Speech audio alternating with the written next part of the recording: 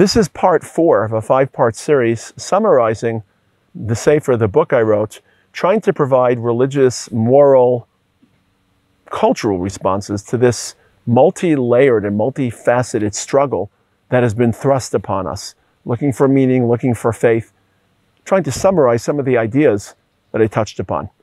In the first section, I spoke about the hijacking of Hashem's presence in this world and the Chillul Hashem of October 7th.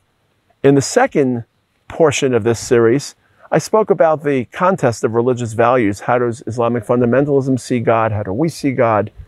Do we have a death wish or do we celebrate life? Do we preserve and honor the dignity of the human condition, Tzelem Elokim, because Hashem created us as different? Or do we desecrate it? In the third section, I spoke about the rise of anti-Semitism and some of the classic, traditional, historic patterns to anti-Semitism that have once again taken on modern manifestation, modern expression, but it's the same scourge of anti-Semitism, the oldest hatred known to mankind and the most toxic hatred known to mankind. In this section, part 4 of the series, I want to talk about the 4th level of the war, the 4th tier of this struggle. Namely, the first level, to repeat, the military, geopolitical, geographical encounter, the obvious one. The second one is the religious, theological one. The third is our struggle with anti-Semitism or against anti-Semitism. And the third is what I call the cultural battleground. We all know, as traditional Jews, however you define traditional Jews, we deeply cherish and we deeply preserve our tradition, and not just our communal traditions, but our traditions of identity, right and wrong, truth and falsehood, what values we feel to be immutable and what values we feel to be inalienable. And they serve as our compass, and they serve as the core of our identity. And over the last couple of decades, one could say 3 to 4 decades, we have found our culture to be broken. And we have found many narratives invading and infecting our society that make us uncomfortable, that blur our values, that obscure our values. Now, how did this happen? It's a longer question than this 10 or 15-minute video allows. I think it happened because there was a perfect storm of democracy, of capitalism that encouraged not just political and economic freedom, but personal freedom of expression. We call personal freedom of expression not just the right to worship, the right to express your ideas. That morphed into individualism, where people want to build individual identity, and that individual identity is completely autonomous of any broader social construct or social set of values. Each person has to find themselves and their own inner voice. So democracy and capitalism led to individualism. I think the horrors of the 20th century, the horrors of fascism, the horrors of Nazism, the horrors of aggressive socialism, the horrors of racist nationalism, they traumatized humanity.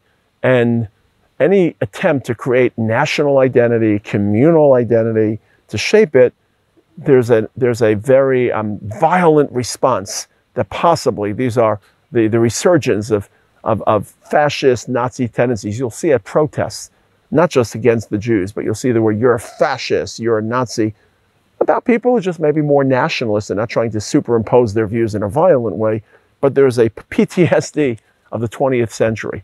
And the third aspect, of course, is modern technology and the loss of community and the encouraging of individualism. Whenever people listen to music on their phones with their earbuds, I remember being a teenager carrying a boombox and we listened to music together. And we had to make joint decisions about which music we wanted to listen to, which music we didn't want to listen to.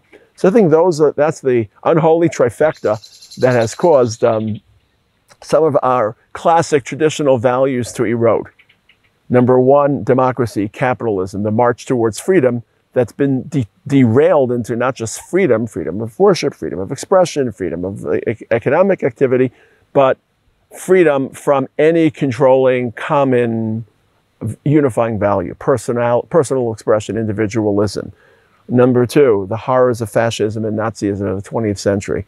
And number three, technology and how it has reshaped our search for identity. And we call this by different terms. We know what it is, and there's just different terms to what I like to call the broken culture. We call it the woke culture. We call it hyper-liberalism. We call it multiculturalism, the lack of any one cultural value system, and therefore It becomes a carnival of human exhibitionism and human expression. We call it postmodernism, in which absolute truth has disappeared. So for the last 30 to 40 years, we have felt that our value system is under siege. Our value system is eroding. And there are politicians who have capitalized upon this disgruntling or disgruntled feeling or disappointment and uneasiness. And certainly Trump is the most vivid or obvious expression of someone that's been able to channel all this rage and discomfort and convert it into political currency and political popularity. And somehow, this has become part of October 7th. You never would have imagined it. This is happening independent. It happened 30 years before October 7th, but somehow, so many of these broken narratives are being weaponized against our people at these protests and in articles and as political pundits lash out at us. And why is this happening? Well, before I discuss why it's happening, let me discuss what's happening. Let's just discuss 3 or 4 of these broken narratives that are being weaponized against our people. The obvious one is moral relativism. Moral relativism, in brief, is a modern theory. It's a literary theory, it's a cultural theory in which there is no absolute fixed objective truth. Truth is a social construct. It's constructed by society and culture to create a particular perspective, a cultural perspective. And if you just step out of your culture, there is no absolute truth. It's an anathema to our people, anathema. We believe we stood at Har Sinai, and HaKadosh Baruch Hu delivered Aseret HaDibros, and those 10 commandments are immutable. Hashem's word is unchangeable, and there are certain moral codes that suffuse the Torah, that are applicable to all of mankind. And there are fixed truth. Now there's elasticity in their application, and each modern culture has to adapt them and implement them in different ways, but there is absolute truth. And the ugliness of deans and heads of Ivy League colleges describing the call to murder Jews as contextual, that's a call to murder. That's fomenting people towards violence. This is the toxicity of moral relativism, in which there is no one absolute truth. And at a very literal level, the figures are being inflated. Look, as I said in earlier sections, we don't celebrate the loss of life, and there are undoubtedly innocent civilians in Gaza who are suffering as a product of this war. It's not suffering we've caused, but unfortunately, we don't take any delight in their suffering.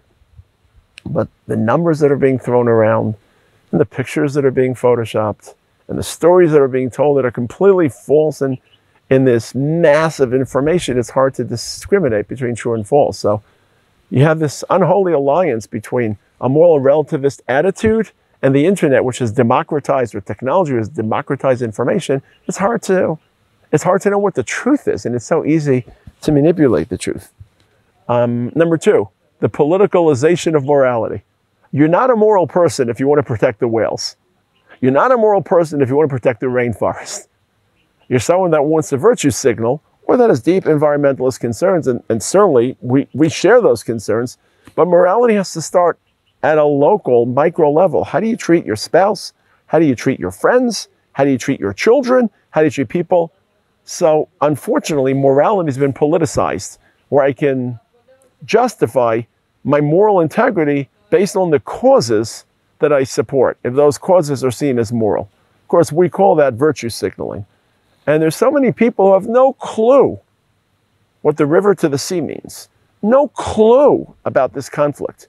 No clue or no interest about what happened on October 7th, or what happened in all the October 7ths in Jewish history, or what happened to our people as we peacefully returned to our homeland. But this is the soup du jour. This is the flavor of the month. This has people riled, and therefore they show up mindlessly parroting silly slogans because this will make them moral. And I wonder how they behave when the true test of morality emerges on their day-to-day interaction. Number 3, we're seeing the horrors of groupthink. It's related to the politicalization of morality, where the internet encourages groupthink, where our ability to rally opposition and tension, not tension, but hostility on social media frightens people into groupthink. How many people don't believe that the state of Israel is acting criminally, but just they're afraid to stand up because they'll lose students, they'll lose sponsorship, they'll lose, there's a violence of social media and a violence that's being generated to frighten people, to terrify people into submission.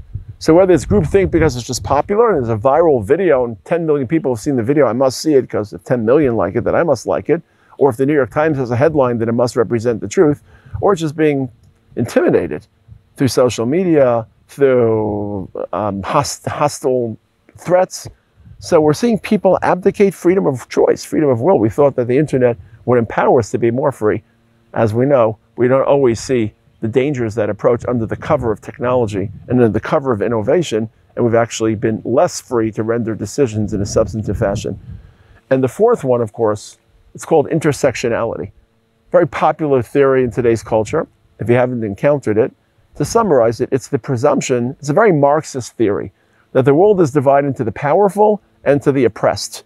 And it's based on shared grievance, that the ultimate battle is to defeat the oppressors and the strong white males who are the image of the oppressors. And if you believe that you are aggrieved and you belong to an oppressed party, you have a responsibility to support anyone else who is aggrieved and anyone else who is oppressed. So in theory, if you are an African-American housewife who feels that African-American females are oppressed, which they may be, you have a responsibility to support the Palestinians in Gaza.